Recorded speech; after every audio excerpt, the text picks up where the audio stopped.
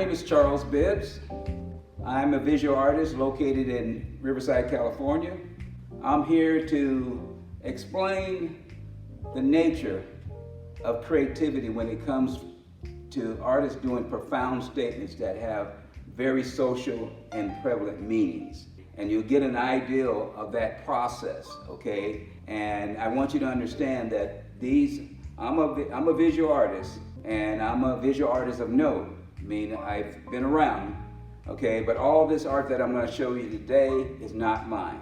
I am what is called a publisher and representative of other artists. I'm going to start off with this great piece right here. I mean, if you can see this, you start off with no justice, no peace. You have an innocent young girl standing with a statement that is so profound in our society, and there's no words, there's no explanations that's needed. And that's what good artists can do. They can capture things that would take volumes to write about in just one picture. I can't breathe on a sign. The right for this is on the sign. The right for that. All these slogans that happens during the civil rights movement from the time of Martin Luther King to now is right here in this picture. So that's the power that artists have when they can capture that would take you months to describe and just in one picture. And that's the power. This particular artist, he's been around for a while, and he's made his reputation on the details in his works. This one here is one of mine, and it's called Run, Black Man Run. Now, that may sound a little abrupt in terms of what the subject is all about, but this piece here is so profound because it does tell you a literal story that was placed in newspapers trying to catch this runaway slave.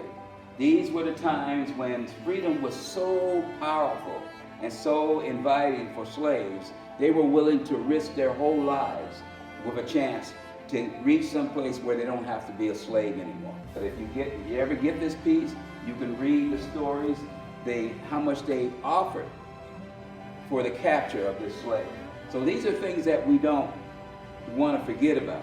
It tells you how far we've come, and that's why we cherish our freedom so much. And once again, this takes volumes to tell this story, but you can capture it in one picture. One thing I know, the power of images like this, like in the homes. You have young, impressionable minds, and what pictures like this give you an opportunity in your home to get in a dialogue with your kids, to talk about and tell stories about important things in history. This piece here is about the struggle in terms of how we go out and what are we trying to gain by picketing and getting out in the street and telling society that we need to change things. Martin Luther King had it right when he says no violence, okay, and protesting. And also protesting in the spirit. So artists have a tendency sometimes to use some symbolism. When we say marching in the spirit of the nonviolent movement, that means there's a spirit that we have to march with. So what I did, I made those spirits physical beings, okay? But they're not in color, they're all in black and white. So they're imaginary, but they're there. Those are the spirit of the nonviolent movement walking with these protesters. And the symbolism is you see a slave chain on one of these person's hands, and it's broken. These are the things that from intelligent, thought-worthy demonstrations can achieve. They can break slave chains. And that's a metaphor. This pocketbook right here on this lady's arm with the letters ASALM, which stands for ASALA, the Association of African Americans Life and History. It's an organization that gave me a lifetime artist in residence, which is probably one of the biggest honors that you can have in terms of the support of the civil rights movement. Up here you have these pickets, and all these pickets are all things that have happened during the struggle for civil rights. And that's why I'm saying that pictures like this in the home are worth, they're countless in terms of value, in terms of teaching your kids, you know, the history, okay, in our country. The 1963 Birmingham church bombing. I had the opportunity to go and see that church and actually live for a week with that family. One of their daughters were killed in that incident. 1963, the March on Washington, Birmingham protest. That was a great event that almost turned things around. 1960, the sit-ins at Greensboro, if you remember those, the restaurant sit-ins. 1957, desegregation of Little Rock High School. Wow, it's right there. 1955, the lynching of Emmett Till. It's right there. Can you imagine, by looking at this, and you got kids in the room, the stories that you can tell about what happened in our dear country, America, the home of the brave, okay, but the home of opportunities. If you want it bad enough, if you're willing to sacrifice and work, if you're willing to stand up for right. This is what the artists are doing for us in terms of breaking it down simple so that it has a subconscious effect on you. Images stay with you. Words can be lost in many cases, but an image will stay with you, and the stories about that image will stay with you. Then we got here lastly, 1954, the Supreme Court decision in Brown versus the Board of Education. Okay, what more can I say? These were critical incidents in the struggle for freedom, right here in this one painting. Those of you out there that have aspirations to be an artist, look at the power that you wield. Look at how you can tell stories of your history. You can tell stories of your own life. You can tell stories of incidents that never even happened now. You can even go into the future and tell stories of what it's going to be like, 100 years from now. That's the power that you have as an artist. I have some other things that I want to show you. This piece with the little girl called Deliberate Speed. And basically, in a word, it tells about an innocent young girl breaking all the norms. Can you imagine the bravery?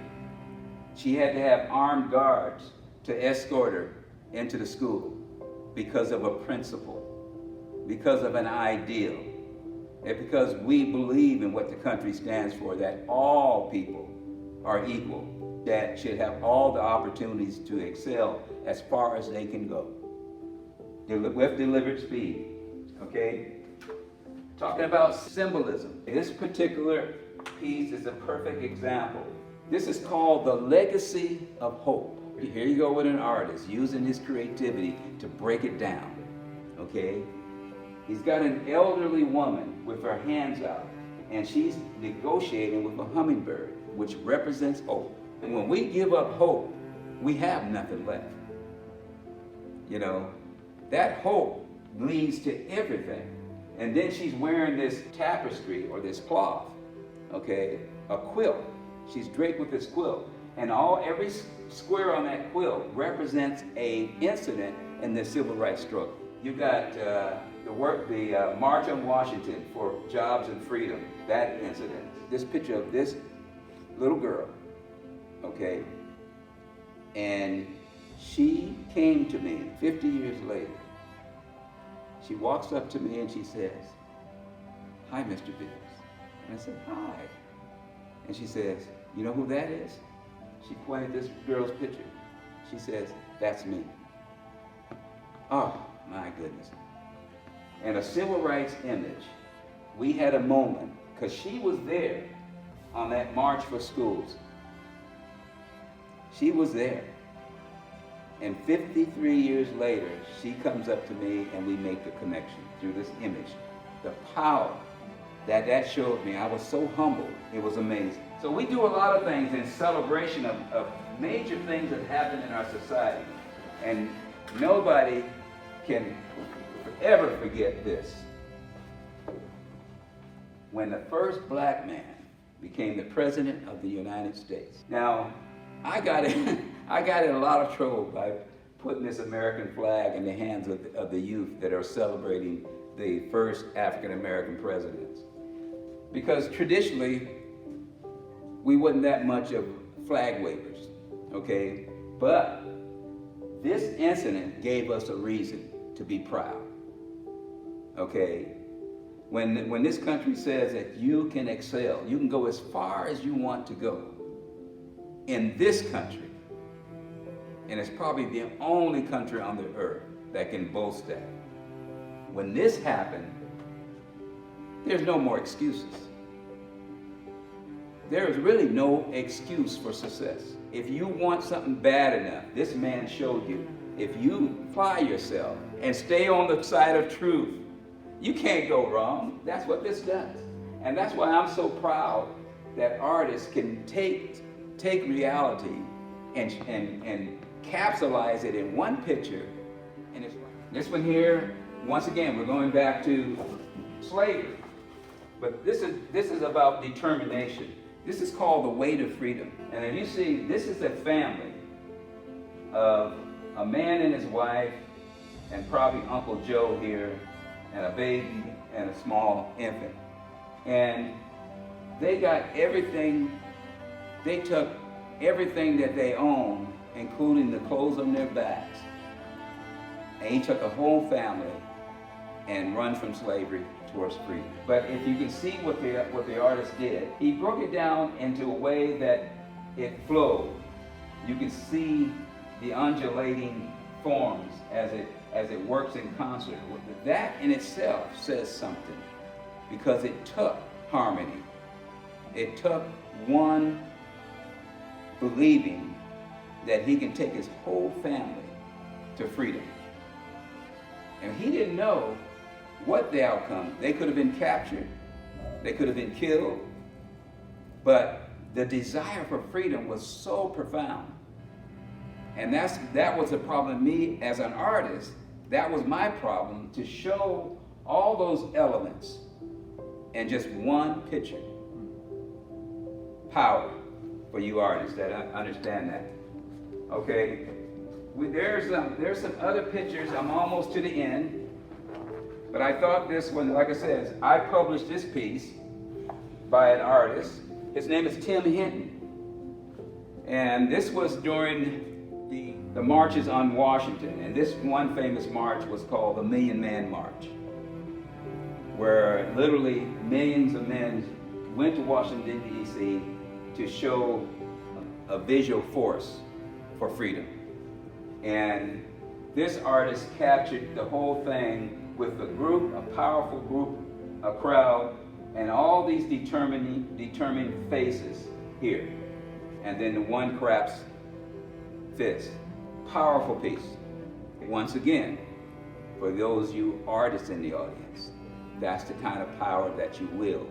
When you can take everyday events in life and break it down in visual forms so that people can understand, and they can come up with their own conclusions. They can come up with their own ideas of what this is. They can interpret any way they want. That's what art is all about.